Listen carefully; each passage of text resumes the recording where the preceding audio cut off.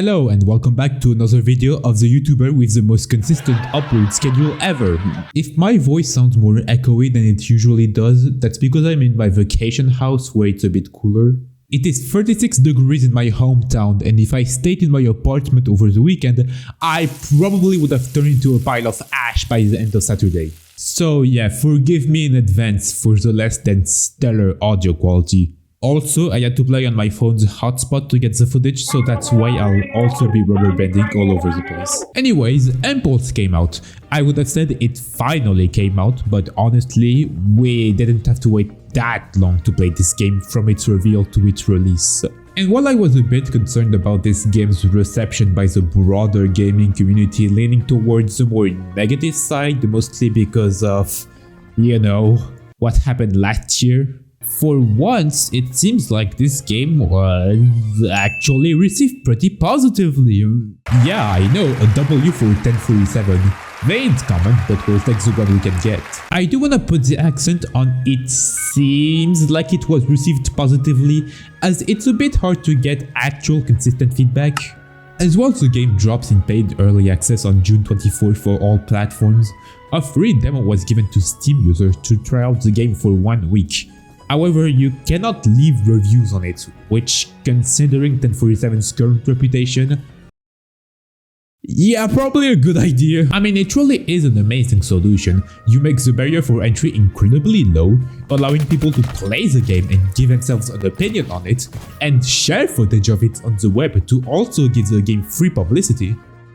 But you also don't allow the miserable people who find nothing better to do in life than to hate on every new modern release without ever giving constructive feedback the ability to review bomb the game.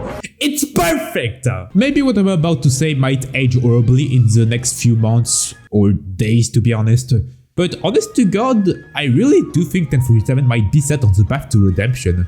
Being a fan of this company's games for the past year felt like you were constantly going to the humiliation factory, but for once I actually do feel like the public's perspective on them might start shifting a bit, and it's all thanks to this game. But what do I think of Impulse? Well, when I first got to play it in a closed playtest like a month ago, I'll be honest, I just didn't like it. It just felt so clunky and unpolished, and you can still see so many left assets from Splatoon Arena Reloaded.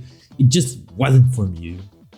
Though most of the reason why I disliked that initial playtest so much is because the people that were playing there were either content creators or esports players.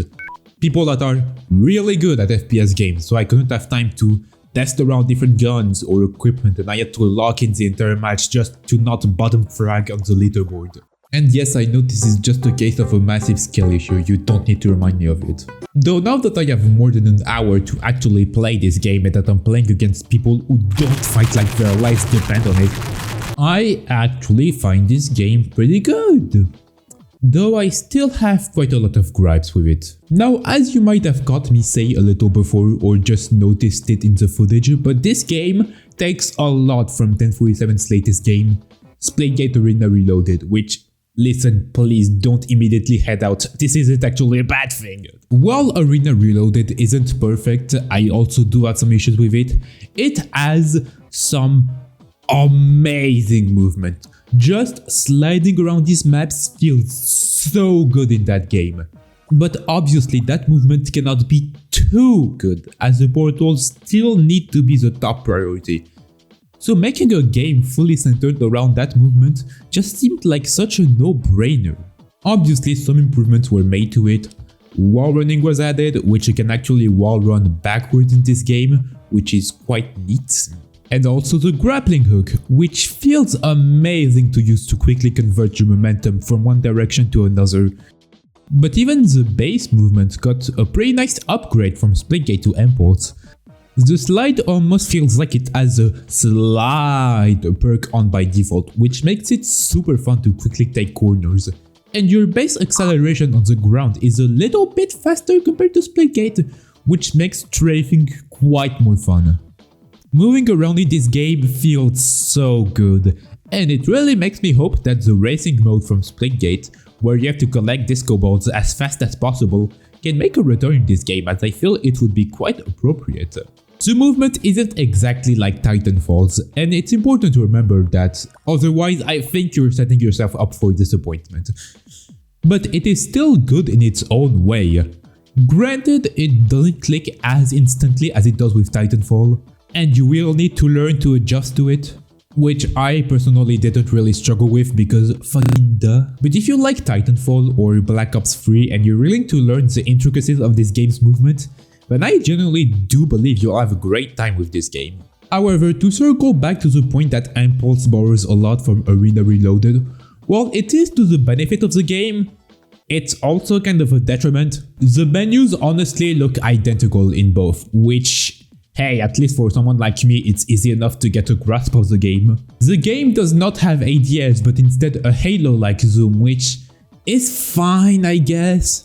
I don't need ADS in a game like this, I can take either to be honest. But I mean, even the devs admitted in one of the latest blog posts that this wasn't a creative decision.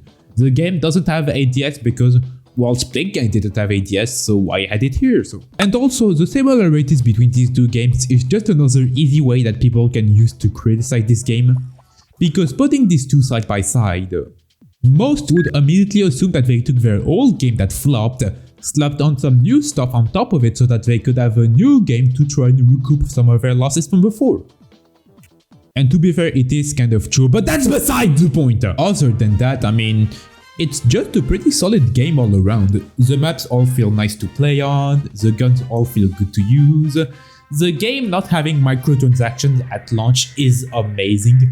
It just feels so incredibly refreshing to have a brand new release where you can be guaranteed that you can unlock everything by simply just playing the game. But I do have one more criticism to make for the game, and it has already been said a bajillion times, so I'm sorry if it feels like I'm beating a dead horse, but it really has to be stated. This game kind of looks like shit. And not from a fidelity perspective, because it does look quite nice while still running at a smooth frame rate, despite being a UE5 game. No, more so the fact that the game just looks very bland. I'm not gonna go as far to say that it looks soulless, because looking at the lore video they dropped recently, or some of the in-game artwork, it does feel like it is trying to have its own identity. I mean, the stages give me a big Mirror's Edge vibe, using more grey and washed out tones. But it's also trying to have a futuristic vibe like Black Ops 3 or Titanfall, so there's a bunch of high-tech equipment all over the place, like all the launch pads everywhere. But it also feels like it's trying to have a graffiti vibe like Jet Set Radio, as can be seen with the paint grenades or the style of the menus. My problem with this is that it doesn't commit to anything, it just feels like a weird mix of all three with a bunch of Splitgate assets still laying around. So in the end, this game just feels like it's having an identity crisis and ends up feeling corporate and safe. Like seriously, look at the main character. His skin tone is so neutral, it could be of any ethnicity. This is not a good thing! This game honestly needs a complete visual overhaul. Each of the sources of inspiration are good, but they really just need to commit to one of them and not make it feel like a homogeneous mess. But yeah, that's about everything I had to say. Very short video, I know, I just want to get my thoughts out very quickly. I don't really know how much I'm gonna be playing this game. I'm definitely still gonna buy it just to support 1047, but am I gonna play it nearly as much as I played Splitgate Arena Reloaded? Yeah, I'm not too sure about that. But despite its flaws, this is a very good game that is bursting with potential. You just gotta put in ADS, make some balance changes, add more content, but most importantly, give the game's visuals some damn sauce. And if you do all of that, then I think we'll genuinely have an excellent game on our hands. Also, yes, I know Splitgate Arena Reloaded came out over 6 months ago and I still haven't made a review on it, but don't worry, it's coming soon. As a matter of fact, I have literally finished the script and I am gonna start recording it right now!